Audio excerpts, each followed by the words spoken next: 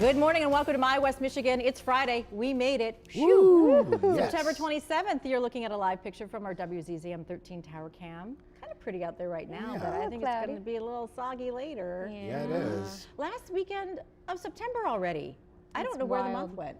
It flew by. Like that. I'm happy to put it behind us. Yeah, Catherine. I'm ready to forge on into fall. yeah. I am too. You know, It's a beautiful time of year. I've been denying it and trying to push it away. I'm just going to embrace it. Well, it's hard not to long for summer when you've got 80-degree days Exactly. in October, but know. you know. Do we have some? Yeah, next Okay. week. Coming up. All right, next week. false alarm.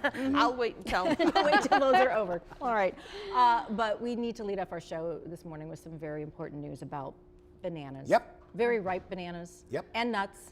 And a very fun email that Catherine got from one of our viewers. Classic. I love it. Yes. As most people know by now, I'm kind of famous for my award-winning banana nut bread, right? Blue Ribbon Yes. Award winning, right? Purple. Oh, sorry. Well, blue on the local level, and then it went purple, I think, somehow on the state level. God. Oh, okay. Global. It's global. But these guys had heard quite enough of the bragging about blue or purple ribbons and state fair wins, and they told me to prove it. So earlier this month, I baked for them. It doesn't look very pretty on that plate, but let me just tell you, I shared my recipe on the air. You folks at home clamored for that recipe, so I started sharing and asking for reviews. And I received my all-time favorite note yesterday from a woman who finally made her first loaf. And I don't have to tell you, she's a convert. Here's what she wrote. This afternoon, I baked a loaf of your famous banana bread for the first time. After that first slice, which left me swooning and crying out to Jesus, I clearly realized that one loaf will never be enough for me. I immediately went to Meijer to stock up on my banana supply and have been chanting, "Ripen, you suckers," over bunches of green bananas all afternoon. So far, they have ignored me and are still green as jealousy. I have put them in a brown bag together and told them to get busy making yellow and little brown spots. This is the best banana bread I have ever had. This quite possibly is better than the purple ribbon. I was just going to ask you that. That is Yes. so sweet. This is like my favorite viewer I love email, and it. it's not even mine. We need to hire her as a writer. I know. She's crying Green out is jealousy. Green is Okay, jealousy. so I brought, this is the banana I brought today. In your expertise of bananas and banana bread, Yes. where are we at? 2 days. 2 days Two till I more can- days. Two more days. What? And 2 more days, and I would even allow it to go beyond that if I had a busy couple of days after that and Okay. I didn't get to it. Oh yeah. So really the riper soggy. the better. All right. Okay. I always tell people, if you're eating like yellow banana nut bread, you're not living. It's Although, gotta be kind of remember, Pop In with Patty said she didn't prefer your banana bread. black. Patty was just trying to come up with some shtick.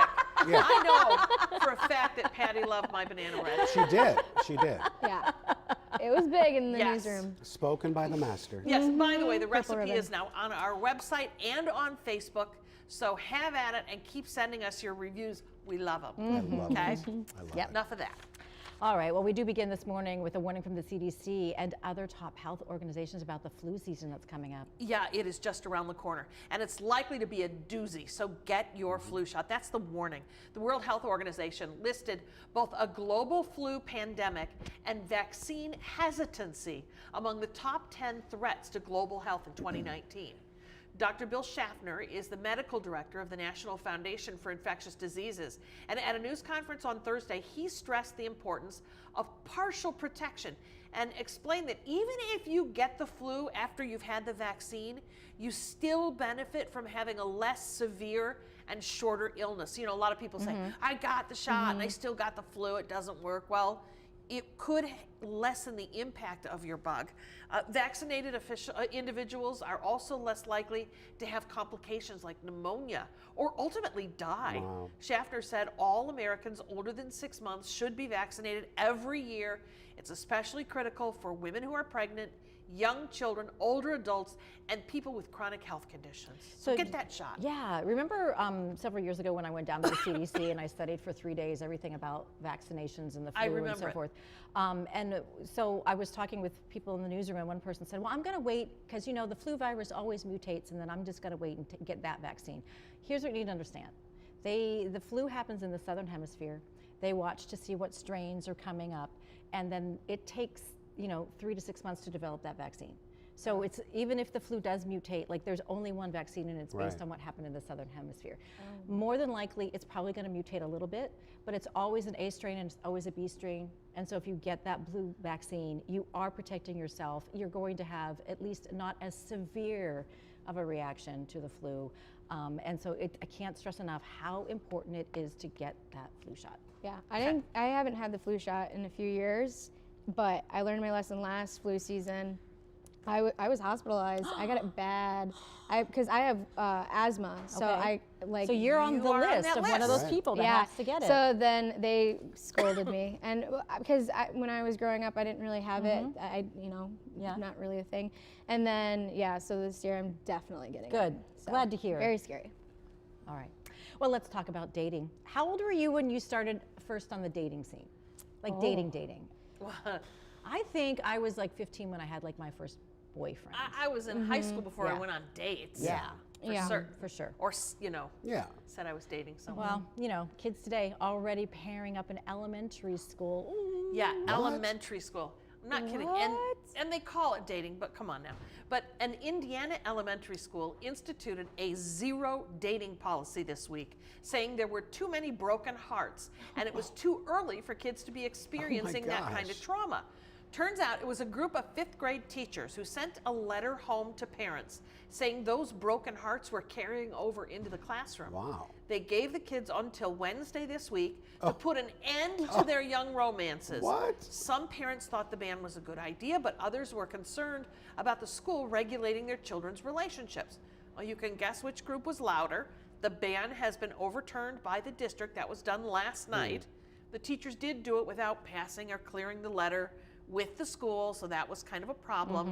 Right. But they were just trying to get a hold of, what's happening in the Yeah. classroom, the fallout from all those broken And hearts. I just wonder, like, what did they mean by dating? I know. What's their definition? What is that? Like, Well, they I get can together remember, at recess and play. Yes. Like Yeah, like they're more friends. I remember being in, I think it was either 3rd or 4th grade, and every time I would go out for recess, one of the little boys, that I liked and he liked me would steal my hat.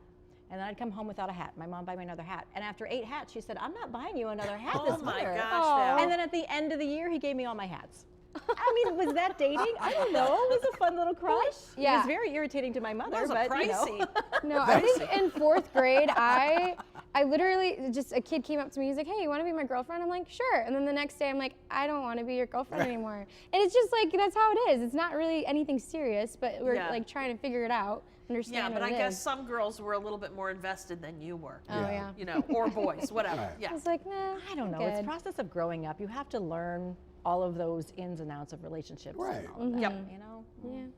Well, there's a big apology today from the man who invented the Labradoodle. Yeah, dog breeder Wally Conran says he regrets his invention of the breed, which is half poodle and half Labrador retriever. Conran says the majority of Labradoodles, he says, are either crazy or have health problems. Yes. Wow. He says he does see some nice ones, but they're few and far between. He originally created the breed not for curly, cute puppies, but for a blind woman who needed a guide dog, but her husband was allergic to labs.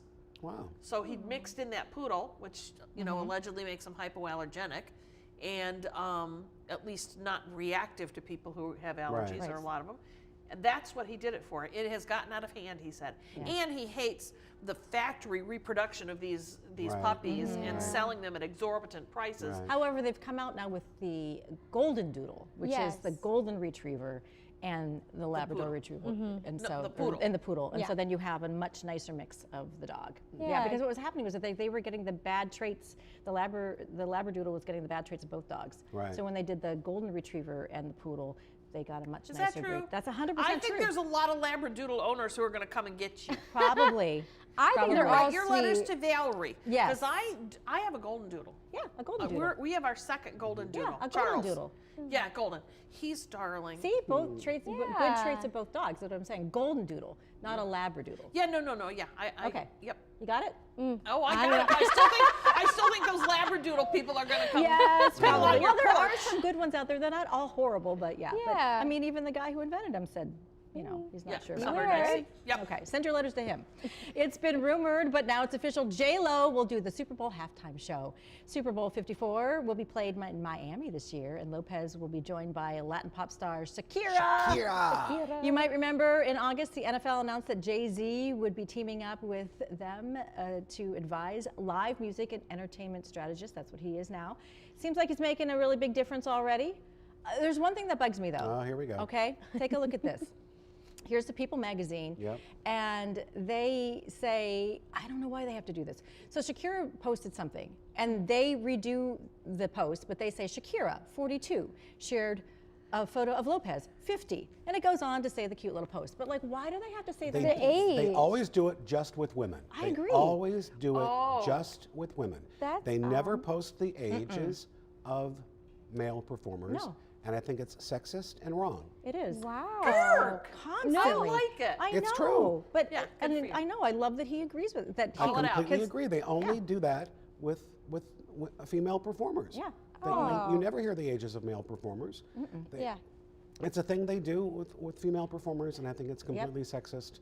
And I can't believe they Kirk did Montgomery. that. Yeah, they Yes. do it all the time. Send your letters of support to him.